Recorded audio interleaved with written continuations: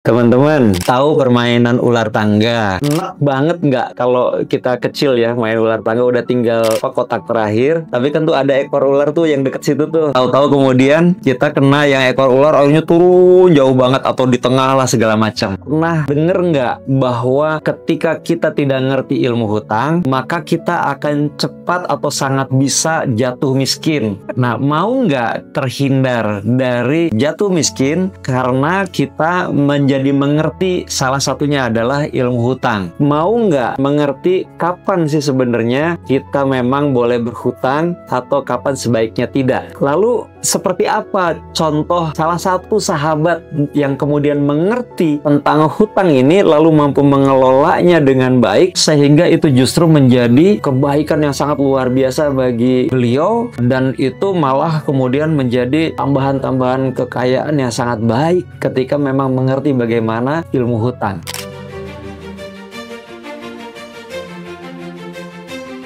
Bismillahirrahmanirrahim. Assalamualaikum warahmatullahi wabarakatuh. Teman-teman, bagaimana kita tidak terjebak dengan hutang atau kita bisa sukses ketika ngerti ilmu hutang? Sukses dengan mengerti ilmu hutang, belajar dari sahabat Rasulullah Shallallahu Alaihi Wasallam. Nah, ini menarik nih. Siapa yang kemudian menjadi contoh? Tapi sebelum ke contoh sahabatnya, ada satu ayat dalam Al-Quran. Sebenarnya nyambung sih dengan ayat berikutnya. Tapi satu ayat ini kalau kita pakai Quran pojok, ini kayak pakai Quran Syamil nih ya. Di Quran yang lain juga sama ada, tapi di sini udah pasti ada promosi.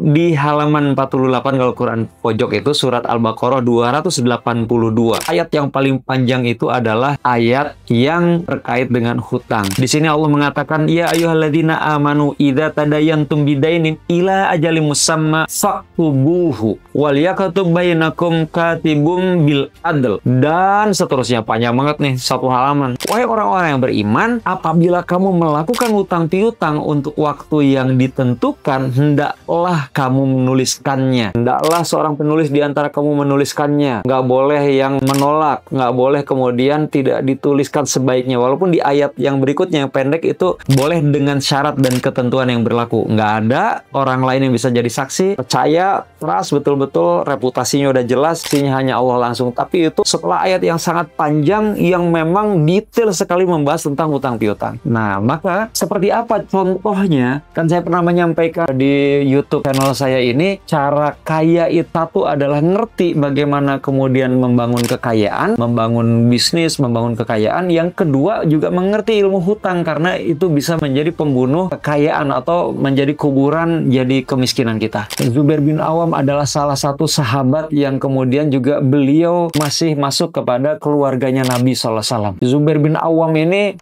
masih keluarga dari Khadijah binti Khuwailid, ya, jadi istri Nabi SAW. Ini yang kemudian sangat luar biasa. Kita sering dikasih gambar itu adalah Utsman bin Affan, Abdurrahman bin Auf, tapi seorang Zubair bin Awam itu adalah satu contoh bagaimana seorang sahabat seperti Zubair bin Awam itu ngerti cara mengelola hutang. Beliau paham betul bahwa ketika kita mengerti hutang itu Masya Allah itu ya, mengelolanya itu menjadi tepat dan benar. Zubair ini juga adalah ya, pengawalnya Nabi SAW. Di bisnis, Zubair itu dikenali sebagai seorang pebisnis yang kelas kakap lah. Karena Zubairu tajiron. Jadi tajiron itu majadudan fit tijarah. Jadi memang dalam urusan tijarah, perdagangan, Zubair ini keren banget lah. Jadi sama gitu. Ketika kemudian ditanya, apa sih kiat suksesmu dalam berniaga sampai selevel setinggi ini? Gitu. Zubair menjawab, dia nggak pernah beli barang cacat, nggak pernah membuang keuntungan sekecil apapun. Kemudian kata Zubair, yakin bahwa Allah akan melimpahkan berkah kepada yang dikehendakinya. Zubair ini juga dikenali sebagai mentor sahabat yang lain, terutama sahabat-sahabat yang junior. Zubair, Masya Allah, bisnisnya tuh banyak tuh ya. Ada perdagangan, ada perkebunan,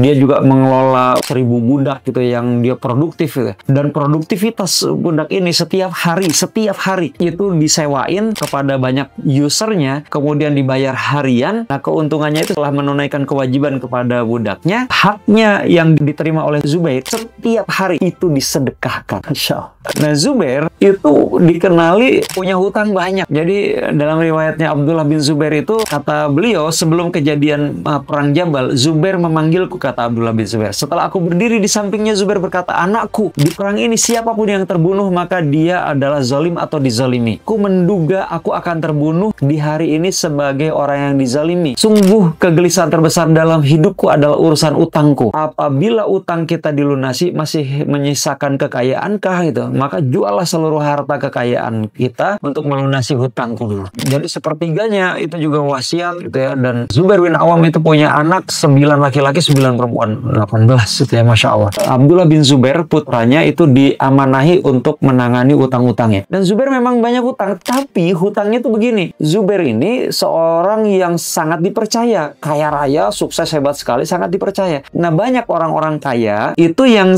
kalau bepergian mereka lama atau jauh, mereka nitipin hartanya kepada orang yang dipercaya. Nah, salah satu nih Zubair bin Awam ini. Tapi Zubair paham fikih muamalah. Umar tuh bilang kalau nggak paham fikih muamalah nggak boleh bisnis, nggak boleh masuk ke pasar, kata Umar. Nah, Zubair ini paham nih, teman-teman, paham fikih muamalah. Jadi ketika dikasih titipan, Zubair nggak mau. Ya, titipan tuh gini. Ini saya nitip motor saya ya, saya mau pergi keluar kota 3 bulan. Nah, itu hati-hati sekali. Kalau benar-benar cuma nitip begitu tanpa ada akad yang lain, maka kita nggak boleh tuh motor diapa-apain, nggak boleh. Pakai gitu ya, dinikmati nggak boleh. Tapi kalau kemudian tuh diakad tambahkan gitu ya, ini boleh dipakai nggak? Boleh. Ini kan nanti kilometernya bertambah. Nanti kan jadi ada kewajiban untuk jadi lebih cepat lagi, ganti oli dan seterusnya. Nggak apa-apa. Silakan. Ini jadi lebih cepat menuanya mesin-mesin, nggak apa-apa. Nah, itu berarti akadnya sudah boleh. Yang penting pokoknya kembali utuh gitu ya, misalkan seperti itu.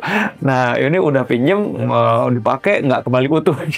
Maaf ya, ini spionnya hilang semua, bannya hilang 1/4 ya, mungkin. Nah, jadi ketika dititipin harta, kalau titipan akadnya itu nggak boleh dipakai. Namanya titipan, disimpan aja. Kalau punya brankas, taruh di brankas. Udah, krek kunci pada saat yang nitipin ngambil, itu diambil, udah selesai. Nggak ada transaksi apa-apa lagi. Itu titipan namanya. Nah, Kak Zubair karena paham fikih muamalah, paham kaidah, aturan Islam, agama segala macam, syariat. Kemudian Zubair bilang apa? Boleh nggak akadnya diubah? Maksudnya, yang mau nitip-nitip itu, udah ini biar akadnya jadi hutang saya. Bukan barang titipan, bukan harta titipan, bukan uang titipan, jadi hutang saya. Terus yang mau nitip, karena sudah sangat tahu reputasi Zubair bin Awam, dia tetap aja sama, nitip utuh, hutang juga nanti utuh baliknya. Dan aman. Udah nggak apa-apa, deal jadi hutang. Hutang ada kewajiban nambah nggak? Nggak ada. Kalau ada kewajiban nambah, diakadkan di depan, itu jadi riba. Boleh nggak kalau kemudian kita misalkan dapat pinjaman ya, benar-benar pinjaman akadnya pure pinjaman, 10 miliar misalnya ya, nih pinjaman, oke, udah pinjam. Terus ngembaliin 10 miliar. Terus kita bawa cek atau amplop, itu isinya 1 miliar atau 1 koper gitu ya. Ini 10 miliarnya dikembalikan dan ini hadiah, itu boleh. Tapi tidak boleh diperjanjikan di awal.